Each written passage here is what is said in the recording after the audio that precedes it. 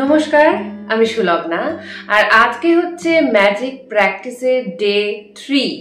আজকে তৃতীয় দিনে আমরা চলে এসেছি প্র্যাকটিস করতে করতে। আশা করি আপনাদের এই সিরিজটা ভালো লাগছে।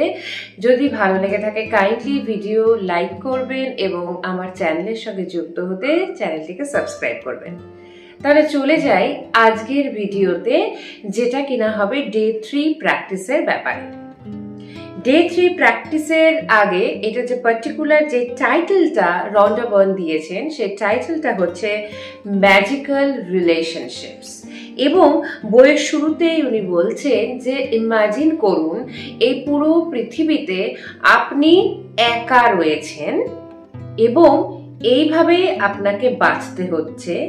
সেই মুহূর্তে একবার ভেবে দেখুন তো, আপনার খেতে, ঘুরতে, কিছু কাজ করতে ইত্যাদি ইত্যাদি যে আমাদের ডেইলি অ্যাকশনস রয়েছে, সেগুলো করতে কি আপনার আদৌ ইচ্ছে করবে? কোনো রকম ইচ্ছে কি আপনার মধ্যে বেঁচে থাকবে? নিশ্চয়ই নয়, তাই তো? তাহলে রিলেশনশিপস কিন্তু আমাদের লাইফে ভীষণ ভীষণ ইম্পর্টেন্ট।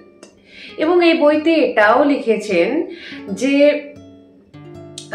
সায়েন্টিফিক রিসার্চেস এগুলো থ্রুতে জানা গেছে, এছাড়াও জানা গেছে আমাদের যে এনশিয়েন্ট সেজেসরা ছিলেন তারাও বারবার বলে গেছে যে যে সমস্ত ব্যক্তিরা তাদের ক্লোজেস্ট রিলেশনশিপসগুলোর জন্য ভীষণভাবে গ্রেটফুল থাকেন, তারা ফ্যামিলির সাথে অনেক বেশি কানেক্টেড থাকেন, হ্যাপি থাকেন, অ্যাজ ওয়েল অ্যাজ ক্লোজ থাকেন। ঠিক আছে? তো অল টুগেদার আমরা যদি সব পয়েন্টসগুলোকে কালেক্ট করি, তার মানে দাঁড়াচ্ছে যে you should be grateful for each and every relationship you are having right now in your life, right? তো এই যে ডে 3 এর প্র্যাকটিসটা, সেটা এই রিলেশনশিপকে নিয়ে।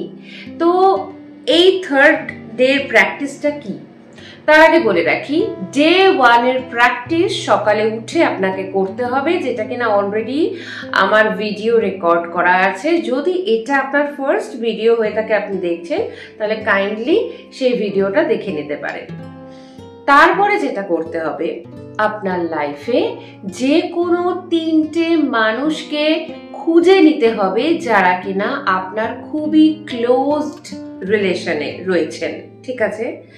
এবং তাদের একটা করে ফটোগ্রাফ জোগাড় করতে হবে, রাইট? এইবার ফটোগ্রাফটাকে আপনি এমন কোনো জায়গায় রাখতে পারেন যেটা খুব ইজিলি অ্যাভেলেবল অ্যান্ড ভিজিবল হবে আপনার জন্য। ঠিক আছে? এবং প্রত্যেকটা ফটোর এগেইনস্টে আপনি 5টা করে সেন্টেন্স লিখবেন সেই ব্যক্তিটির জন্য, যেই 5টা ফিচার্স, সেই ব্যক্তির 5টা ফিচার্স আপনার ভালো লেগে থাকে, রাইট? যেরকম কিনা আমি একটা এক্সাম্পল দিই। সাপোজ যে ব্যক্তিটাকে নিয়ে আপনি লিখতে চাইছেন, তার এগেইনস্টে আপনি লিখতে পারেন, thank you so much, you are so kind. Next sentence, thank you so much, you are so friendly.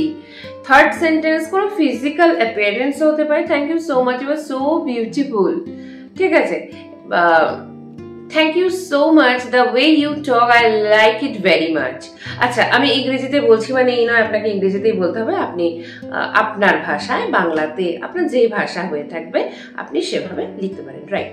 এইভাবে 5টা করে সেন্টেন্স, তাহলে অলটুগেদার কটা সেন্টেন্সেস হলো? 15 সেন্টেন্সেস, রাইট?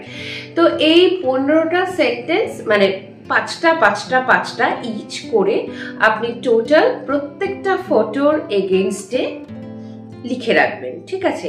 এবং সারা দিনে এটলিস্ট 3 বার সেই ফটোগুলোকে বের করে এবং সেই সেন্টেন্সগুলোকে আপনি পড়বেন, অ্যাজ ওয়েল অ্যাজ আপনি বলবেন thank you, thank you, thank you, যেটা কিনা রন্ডা বার্ন বলেছেন ম্যাজিক্যাল ওয়ার্ডস, রাইট? তো এটাই হচ্ছে আপনার ডে 3 এর প্র্যাকটিস। এবং রাতে ঘুমোতে যাওয়ার আগে ম্যাজিক্যাল রক বা ম্যাজিক্যাল যে স্টোনটা রয়েছে সেটাকে মুঠোর মধ্যে ধরে সারাদিনে ভালো ভালো যা কিছু হয়েছে সেগুলো বলে দেন থ্যাংক ইউ বলে আপনি ঘুমিয়ে পড়বেন। তাহলে ডে 3 এর প্র্যাকটিস সম্পর্কে আপনি ক্লিয়ার? ওকে, সো আজকের জন্য এইটুকুই। Thank you so much and good by.